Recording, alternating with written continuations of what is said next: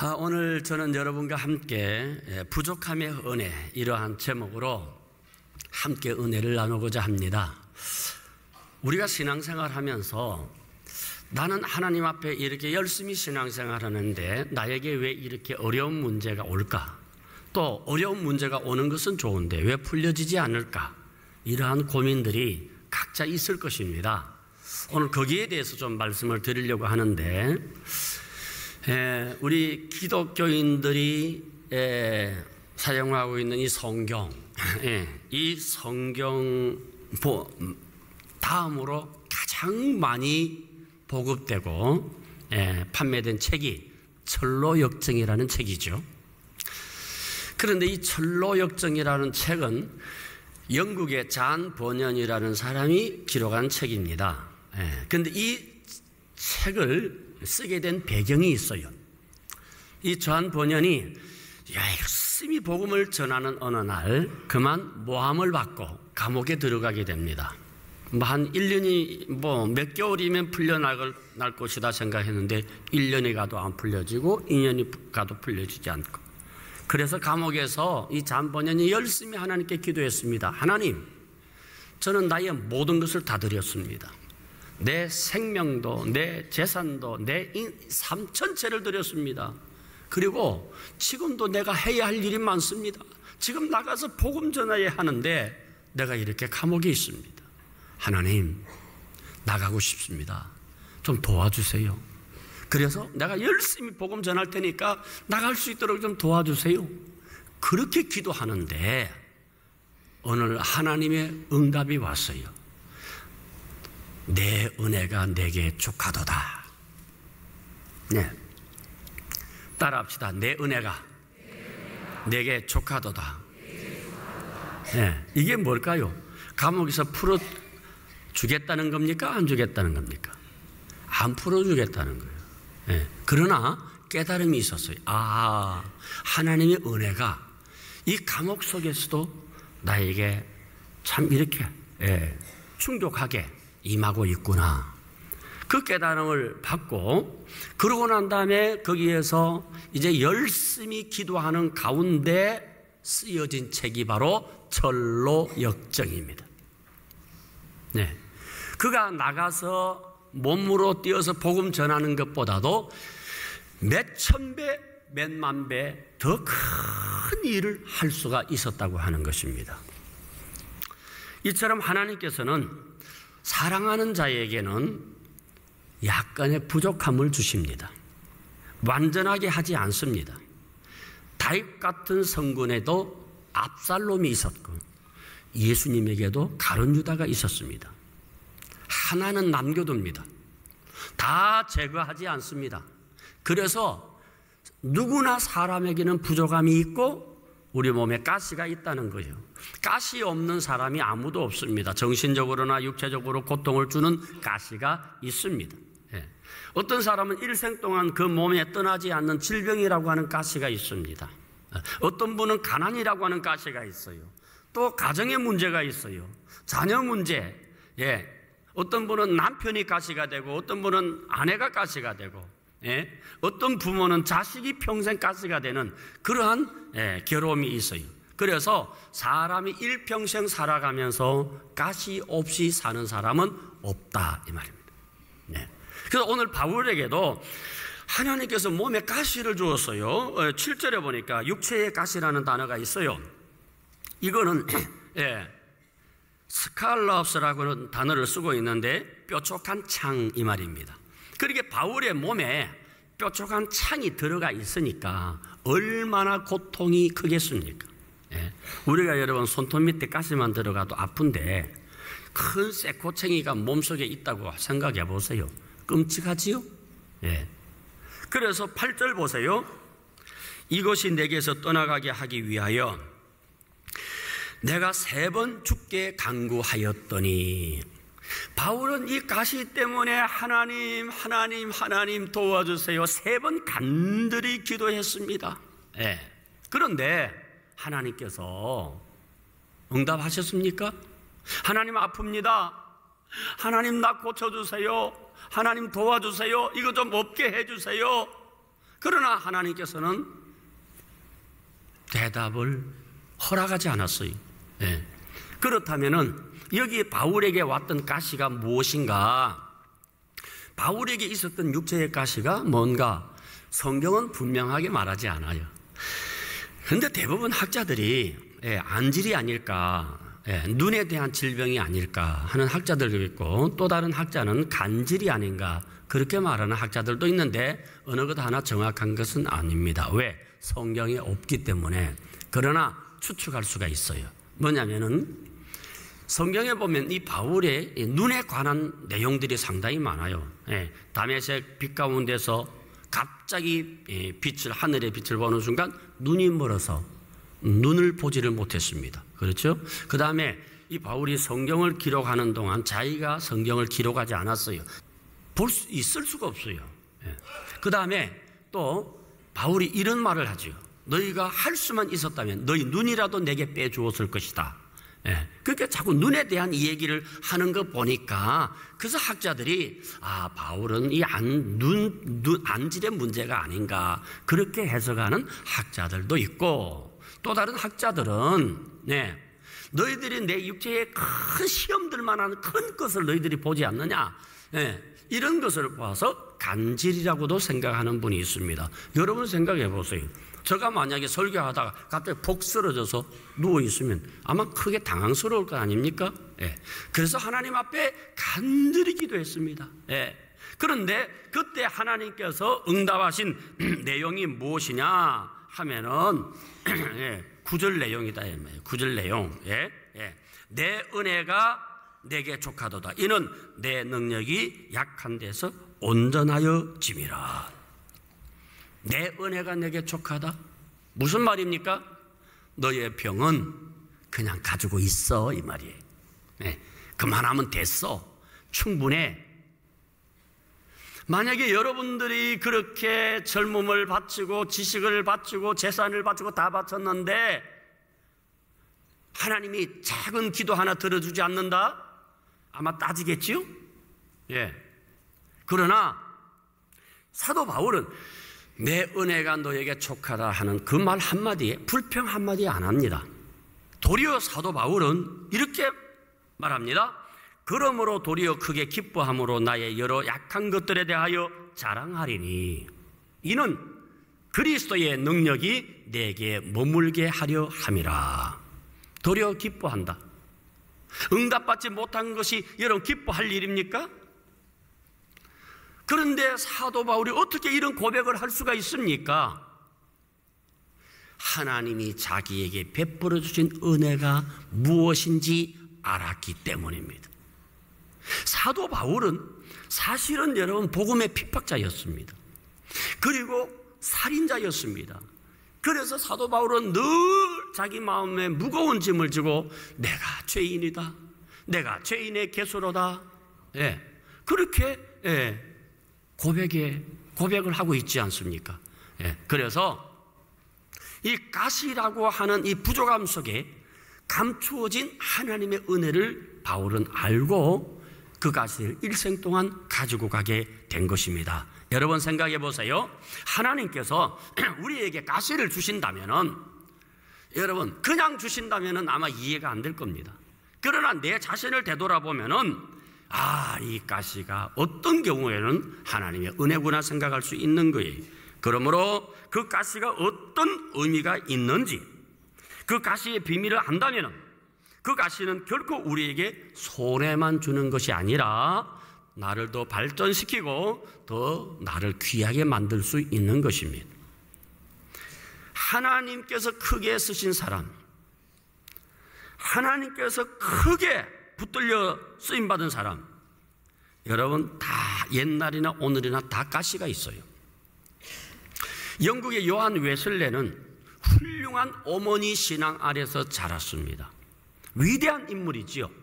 그런데 그는 참 인간적으로 부인을 잘못 만났어요. 이 부인이 악질이야. 오늘 이 설교 듣는 여러분, 남편 여러분 중에 내 부인이 악질이다는 분 한번 마음으로 손들어 보세요. 제법 될 것 같은데. 예. 근데 듣고 이 사람보다 악한지 한번 보세요. 이 요한 웨슬레의 부인은요, 얼마나 심한지 집에 오면 구타를 했어요. 그래서 이웃이 알고 있어요. 예. 그게 요한 웨슬레가 그렇게 위대한데 부인이 가시였습니다. 예. 그래 부인 때문에 집에 있을 수 없어서 나와가지고 노방전도를 한 거예요. 복음을 전하게 된 것이죠. 예. 80세가 될 때까지 복음 전했어요. 네. 그래서 영국을 복음화하고 영국을 살리게 된 것입니다. 예. 그래서 가시 같은 부인 만났지만 그것이 그에게 은혜가 되어서 여러분 대전도자가 되었고 한 나라를 살렸다고요. 예. 그래서 학자들은 전 유럽에 혁명이 일어났을 때에 웨슬레 때문에 영국은 피해 혁명을 피하게 되었다. 학자들이 그런 얘기를 합니다. 그렇기 때문에 여러분 우리에게 찌르는 가시가 있을 때에 기도하시기를 바랍니다. 그 속에 하나님의 은혜가 있다는 것을 깨닫게 될 것입니다. 유엔에서 각 국가의 행복 지수를 발표했어요. 그런데 가장 행복한 나라가 노르웨이입니다. 100점 만점에 75점이요. 우리나라는 58점 받았어요. 미국은 14등 정도 해가지고서 한 69점 정도 이렇게 받았어요. 무슨 말이냐? 이 세상에 100점짜리 행복한 나라 없어요. 그렇습니다. 하나님께서는 우리에게 100% 건강, 100% 행복, 100% 만족 주시지 않습니다.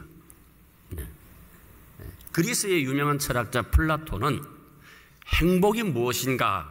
그래서 행복은 완벽함이 아니라 부족한 데서 온다. 그래서 행복의 조건 5가지를 말했습니다. 첫째, 먹고 살기에 조금 부족한 듯한 재산. 두 번째, 모든 사람이 칭찬하기에는 부족한 외모. 세 번째, 자신이 생각하는 것에 반밖에 인정받지 못하는 명예. 네 번째, 남과 겨루어서 한 사람은 이겨도 두 사람한테는 지는 정도의 체력. 다섯 번째, 말을 했을 때에 듣는 사람의 절반 정도만 박수치는 말솜씨. 100% 만족 어디에도 없습니다. 그러니까 여러분 내게 없는 것만 생각하고 나보다 많이 가진 것만 바라본다면 그 사람은 절대로 행복할 수 없어요. 내게 있는 것이 부족하다 할지라도 그 속에서 누릴 줄 알아야 돼요. 그 안에 하나님의 섭리가 있다는 것을 아시기를 바랍니다. 그래서 여러분 지금 현실 속에서 내가 만족을 누리지 못하면은 대한민국을 소유해도 그 사람 만족하지 않습니다. 그러나 지금 내가 이 현실에서 내가 행복을 누릴 수 있다면은 여러분 천하를 얻어도 그 사람은 행복한 거야.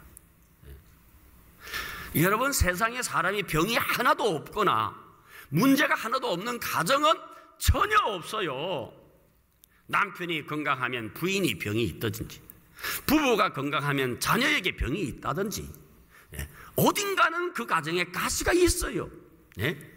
아이가 공부를 잘하면 몸이 약하다든지 어딘가 문제가 있다는 거예요. 가시 없는 곳은 없어요. 가정에 가시가 있어요. 여러분 사업장에 가시 있습니다. 우리의 삶에도 가시가 있어요. 현대인의 불행이 뭔 줄 압니까? 가시 없는 행복, 완전 건강, 완전한 사랑, 100%의 자유, 이것이 문제입니다. 하나님은 우리를 그렇게 만들지 않았어요. 우리 교인들도 최고의 은혜, 최고의 능력, 최고의 축복, 완전한 교회를 찾고자 할 때에 시험 듭니다. 여러분 이단 보세요.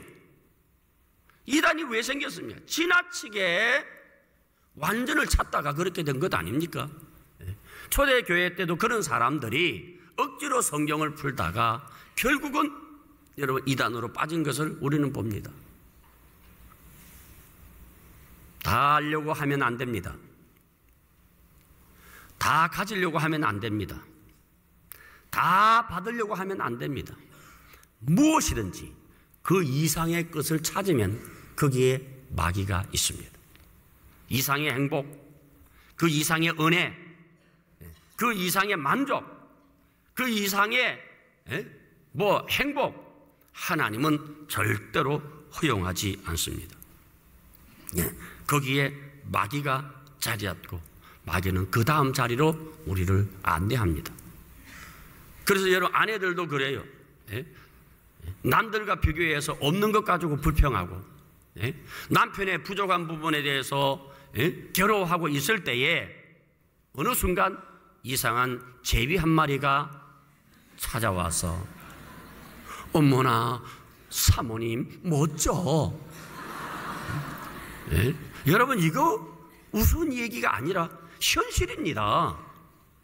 여러분 완전한 사랑, 완전한 행복, 완전한 즐거움을 찾는 사람에게는 언제든지 마귀가 여러분을 준비하고 있어요. 여러분 빛도 너무 밝은 것만 좋은 것 아니에요. 은은한 달빛 아래서 약간 숨겨진 얼굴, 거기에 사랑이 꼽히는 거예요. 너무 밝아가지고서 얼굴에 땅구멍까지 다 보일 정도면 징그러워요. 그래서 여러분 부족한 데서 누리는 행복, 이것이 천국이에요. 월급은 작지만 우리는 화목하게 살아갑니다. 집은 없지만 내 아이들이 공부를 잘합니다. 자녀는 없지만 부부간에 사랑이 있습니다. 남편은 없지만 아이들이 착하게 잘 자라줍니다. 얼마나 아름다운 고백입니까? 이것이 가시를 이길 수 있는 겁니다. 가시로 인하여 시험 들지 않습니다. 가시를 가졌다 할지라도 하나님께 영광 돌릴 수 있는 것입니다. 여러분 우리는 내게 있는 그 가시를 하나님께서 시험 들라고 주신 것이 아니다 이 말이에요. 가시를 가지고 내가 가시가 있다 할지라도 내 영적인 삶에 있는 가시들은 결코 나를 손해되게 하지 않습니다. 여러분 이걸 알아야 돼요. 하나님이 우리에게 여러분 가시를 주는 것은 교만해서 주는 것 아닙니다. 여러분 교만하면 하나님은 그 사람의 가시 안 줘요. 그냥 버립니다. 사울을 버렸잖아요. 우시야 왕을 버렸지요. 우시야 왕이 어떤 인물입니까? 솔로몬 왕 이후에 최대의 왕이었어요. 50년 동안 나라를 아주 강성하게 했던 왕이었고 하나님을 잘 섬긴 왕인데 이 나중에 우시야 왕이 교만해서 제사장 네가 뭔데? 이래가지고 자기가 들어가다가 하나님이 친 거 아닙니까? 그래서 하나님은 이걸 알아야 돼요. 우리에게 가시를 주는 것은 교만해서 주는 것이 아니라 교만하지 않게 하기 위해서 주는 거예요. 교만하면 끝납니다. 그냥 버리는 거예요. 왜? 교만은 패망의 선봉이요 넘어지는데 앞잡이라는 거예요. 따라합시다. 교만은 패망의 선봉이요 넘어짐의 앞잡이다. 교만은 끝나는 거예요. 그래서 하나님이 죄인은 용서해도요 교만한 자는 하나님 용서하지 않아요. 그냥 버립니다. 하나님께. 이 원리를 여러분 잘 알아야 돼요. 그러니까 만약에 바울에게 이런 가시가 없었다면은 충분히 교만할 수 있는 그런 현실과 기질을 가지고 있었기 때문에 내 은혜가 내게 족하도다 그렇게 말씀한 거예요. 그런데 나중에 이 바울이 얼마나 겸손했느냐 하면은요 오늘 성경 1절 2절을 보면은 그 겸손이 나옵니다. 자, 한번 보세요. 겸손이 바울이 어느 정도 겸손했는지 봅시다. 무익하나마 내가 부득불 자랑하노니 주의 환상과 계시를 말하리라. 내가 자기 얘기를 하는 거예요. 그러면서 자 2절 보세요. 내가 그리스도 안에 있는 한 사람을 아노니 그는 14년 전에 셋째 하늘에 이끌려간 자라. 그가 몸 안에 있었는지 몸 밖에 있었는지 나는 모르거니와 하나님은 아시느니라. 자, 여기에서 여러분 바울이 얼마나 겸손하냐 하면은 지금 자기가 본 계시를 지금 부득불 자랑하게 되는 거예요. 그런데 이 계시가 14년 전 사건이에요. 14년 전에 신비한 영적 계시를 봤는데 14년 동안 입을 닫고 있었다는 거예요. 여러분 혹시 어젯밤에 신비한 꿈을 꾼 거 있습니까? 못 참아요. 말하고 싶어서. 그게 우리 인간이다 이 말이에요. 그런데 바울은 14년 동안에는 입을 닫고 있었어. 그 다음에 그 체험을 누가 했어요? 본인이거든요. 그런데 여기 보세요. 3인칭으로 쓰고 있어요. 자기라고 노출하지 않아요. 내가 어떤 사람을 아는데 그 어떤 사람이 자기거든요. 그렇게 겸손한 거예요. 그래서 하나님이 쓰신 거예요. 여러분, 하나님은 겸손한 자를 쓰십니다. 그 다음에 두 번째, 왜 바울에게 가시가 있었는가? 능력이 머물게 하기 위해서. 9절 말씀 보세요. 나에게 이르시기를 내 은혜가 내게 족하도다. 이는 내 능력이 약한 데서 온전하여 짐이라 하신지라. 그러므로 도리어 크게 기뻐함으로 나의 여러 약한 것들에 대하여 자랑하리니 이는 그리스도의 능력이 내게 머물게 하려 함이니라. 왜 내 몸에 가시가 왔다고요? 예수님의 능력이 내 몸에 머물게 하기 위해서. 그러니까 하나님께서 쓰신 사람들은 다 하나님의 능력이 머무르는 사람이에요. 여러분, 우리나라의 그 충현교회 김창인 목사님 보세요. 또 영락교회 한경직 목사님 보세요. 여의도 순복음교회 조영기 목사님 보세요. 여러분 폐병 말기였습니다. 그래서 기침하면은 이 피가 튀어나왔어요.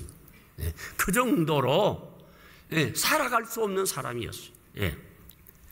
하나님의 은혜가 아니면은 절대 목회할 수 없는 그런 사람들이 위대한 목회자가 된 것 아닙니까? 우리도 마찬가지예요. 내가 가장 힘들 때에, 내가 고통스러움을 느끼고 있을 때에 벌써 하나님의 능력이 임한 거예요. 하나님의 은혜가 그 사람 속에 임하고 있는 거예요. 여러분, 이해가 되십니까? 그래서 가시가 유익한 거예요. 별로 아멘이 없네. 다시 한번 제가 말씀드릴게요. 가시가 우리에게 유익한 거예요. 이것이, 이 가시가 나를 나대게 하는 것이고, 겸손하게 만드는 것이고, 하나님의 능력이 머물게 하는 것이고. 여러분, 우리나라 대한민국 보세요. 지금은 대한민국 가면 여러분 자랑스럽게 해외 나가죠. 제가 옛날에 미국 갔을 때요, 내가 한국에서 왔다 하니까 그 나라 정글 있느냐고 묻더라고요. 몰라요, 몰라. 대한민국을 몰랐어요. 여러분, 우리나라 보세요. 언더우드 선교사가 기도했잖아요. 하나님, 캄캄합니다. 아무것도 보이지 않습니다. 어두운 뿐입니다. 여러분, 선교사가 이 땅에 왔을 때의 현실이 여러분 아무것도 없는 나라입니다. 어두움밖에 없습니다. 그런데 복음이 들어와서 도도 서서 진진폭포, 마을마다 십자가 종탑이 세워지면서 모든 사람들이 구름대같이 교회로 몰아들었어요. 그리고 경제가 일어나기 시작했어요. 지금은 제 세계 10대 무역국가가 되었고, 전 세계 국가 중에서 미국 다음으로 우리 대한민국 한국교회가 두 번째 선교사를 많이 파송하는 나라가 되었고, 감히 여러분 누구도 상상할 수 없는 최고의 신학교들이 세워졌고, 얼마나 여러분 산마다 기독구를 많이 파가지고, 우리가 얼마나 여러분 이 굴 파는 데는 은사가 있어요. 그래서 북한이 땅굴을 많이 판 거 아니에요? 여러분, 하나님이 우리를 그렇게 만드시는 거예요. 여러분, 우리 민족의 그 아픈 가시, 한 번도 남에다 침략을 안 해보고 침략만 당해왔지만은 알고 보니 그것이 하나님의 은혜 속에 있더라 이 말입니다. 여러분, 우리가 다른 사람으로부터 피해를 보고 남들이 인정하지 않는다 할지라도 어느 땐가 여러분들은 정상에 서는 그날 여호와께서 내 머리에 기름을 바르셨으니 내 잔이 넘치나이다. 그날이 올 줄로 믿습니다. 담대하시기를 바랍니다. 그러므로 하나님이 택한 사람, 우리 하나님께서 귀하게 들어서는 사람은 가시로 인하여 잘못되는 것이 아니라 이 풍랑 인연하여서 더 빨리 갑니다. 가시에 대해서 감사하시고, 가시를 통하여 은혜를 받으시고, 가시를 통하여 능력이 머무는 하나님의 위대한 성도들 되시기를 주의 이름으로 축원합니다.